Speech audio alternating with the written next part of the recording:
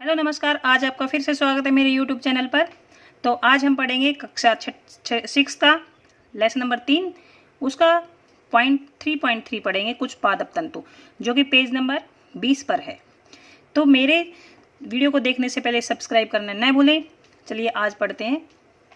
रुई, कुछ पादप तंतु है जो उसमें रुई सबसे पहले पढ़ते हैं। क्या आपने कभी तेल के लैंपों के लिए बत्तियां बनाई हैं? जो हम तेल के जो दिए जलाते हैं उनके लिए बत्तियां सबने जरूर बनाई होंगी। इन बत्तियों को बनाने के लिए आप क्या उपयोग में लाते हैं? यहाँ पर रुई का उपयोग होता है, रुई का और तेल का उपयोग होता है। तो इस रुई का उपयोग गद्दे होता है, रजाई बनाने में होता है और तकिए बनाने में भी किया जाता है। कुछ रुई लीजिए, इसे खींचकर पृथक कीजिए और इनके किनारों को ध्यान से देखिए। आप क्या देखते हैं?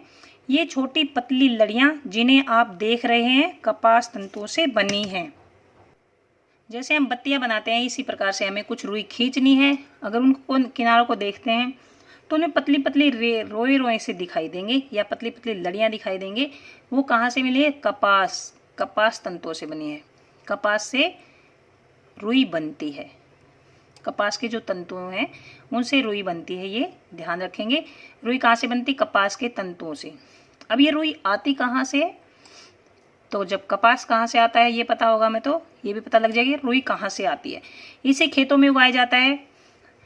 सही बात है, ये कपास जो है पौधा खेतों में उगाया जाता है।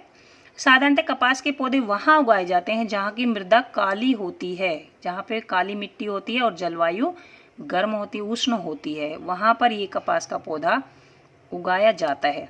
क्या आप ऐसे कुछ राज्यों के नाम बता सकते हैं जहाँ पर हमारे देश में कपास की कृषि की जाती है? तो यह आप बताएंगे कि कहाँ कहाँ पर कपास की कृषि की जाती है। आपका होमवर्क है।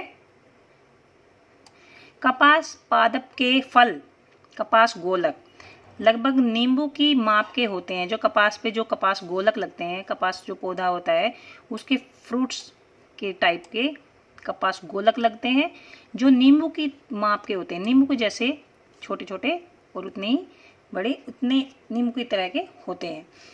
पूर्ण परिपक्व होने के बाद बीज टूटकर खुल जाते हैं तथा अब कपास तंतुओं से ढके बिनोले कपास के बीज, जो बिनोले कैसे बनते हैं? कपास के बीज होते हैं वो, उनको देखा जा सकता है। कैसे होते हैं? जो ये गोलक होते हैं जब ये टूट जाते हैं तो जो बिनोले होते हैं वो कपास से ढके होते हैं, मतलब रुई से ढके हुए दिखाई देते हैं। तो फिर उनको जो बिनोले होते हैं जो भैंसों के चारे के लिए उपयोग किए जाते हैं, उन बिनोलों को रुई से अलग किया जाता है। क्या आपने ऐसा कपास खेत देखा है जो कपास चुने जाने के लिए तैयार हो चुका है? इस समय खेत कपास के रोओं से इतना श्वेत हो जाता है जैसे कि हिम ने ढक लिया हो, क्योंकि रुई गोलकों से बाहर आ जाती है और जो कपास के खेत हैं वो बिल्कुल सफ़ेद हो जाते हैं। रुई ऐसी लगती है जैसे तो बर्फ़ गिरी हुई होती है। ये देखिए जैसे इसमें चित्र में दिखाया गया है, इस टाइप से ये सफ़ेद सफ़ेद ये कपास के गोले हैं। ये कपास है, रुई है ये। तो ये रुई बाहर निकल गई, से बाहर निकल गई है, तो ये ऐसे खेत दिखाई देते जैसे बर्फ़ पड़ी हुई हो। कपास के खेत है ये। इसके बाद साधारणतः इन कपास बोलों से कपास को हस्त चयन द्वारा प्राप्त किया जाता है। हस्त चयन का हम पढ़ चुके हैं। हाथों से जो अलग अलग किए जाते पदार्थ, उस विधि को हस्त चयन बोलते हैं। तो इससे हाथों से कपास को जो बीज होता है, जो बिनोला होता है, उसको अलग किया जाता है और रुई को अलग किया जाता है। इसके पश्चात कपास के से बीजों को कंकतन द्वारा पृथक किया जाता है। इस प्रक्रिया को कपास ओटना बोलते हैं।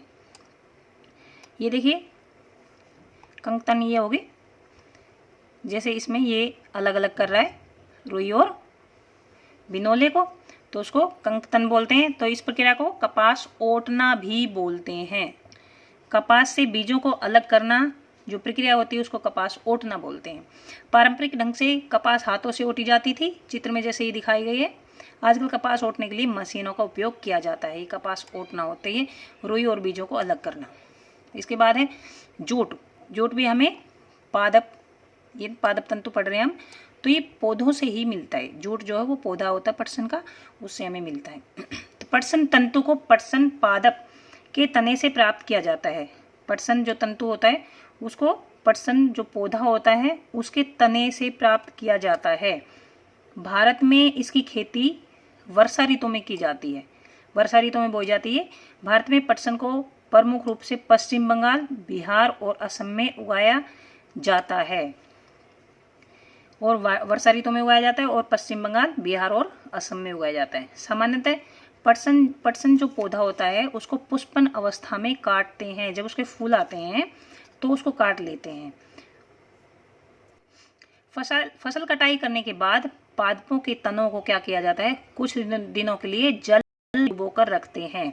ऐसा करने पर तने गल जाते हैं और उन्हें पटसन तंतुओं से हाथों द्वारा पृथक कर लिया जाता है। ये जैसे पटसन ये है, मान लो पटसन का जो तना है वो इस टाइप से है। अगर हम इसको में डाल देते हैं तो जो इसका ये जो कवर है, ये छिलका, ये बिल्कुल सॉफ्ट हो जाता है, नरम हो जाता है और ये ऐसे अलग कर लेते हैं, इसके ऊपर से अलग हटा लेते हैं। और इसको जब अलग हटा लिया जाता है तो उसी से धागे बनते हैं। वस्त्र बनाने से पहले इन सभी तंतुओं को धागे में परिवर्तित कर लिया जाता है। जैसे जो रस्सियां होती हैं हमारी, वो बांटते देखा होगा, जो हमारे दादा होते हैं जो वो उनको कई बार देखा होगा रस्सियां बुनते। तो ये जो तना है, ये इसको इनको हटा देते, पत्तियों को, तने तने को रख लेते हैं और इनको बांध कर बहुत सारों को ऐसे, बहुत सारे पौधों के तनों को बांध कर और पानी में डाल दिया जाता है। पानी में डालने से ये गल जाते हैं और जो इनके कवर जो हैं वो ऐसे हट जाते हैं, ऐसे हटने लग जाते हैं, अलग अलग हो जाते हैं। तो उन तनों के जो कवर होते हैं उनसे धागे बनाए जाते हैं और रस्सियां बनाई जाती हैं। ऐसा कैसे किया जाता है, देखिए ऐसा मैंने आपको बताया है कि कैसे किया जाता है। फिर बताती हूँ कि जो ये फसल जो है उसमें जब फूल आता है, पुष्पन अवस्था होती है, तो उसको काट लिया जाता है और उसके बाद जो पादप के तने हैं उनको कुछ दिनों तक जल में डुबोकर रखते हैं। ऐसा करने से तने गल जाते हैं और उन्हें पटसन तंतुओं से हाथों द्वारा अलग किया जाता है। उससे फिर धागे बनाए जाते हैं या रस्सियां बनाई जाती हैं। तो यहाँ तक वीडियो खत्म होता है। अगला वीडियो देखने के लिए मेरे चैनल को जरूर सब्सक्राइब करें। Thank you.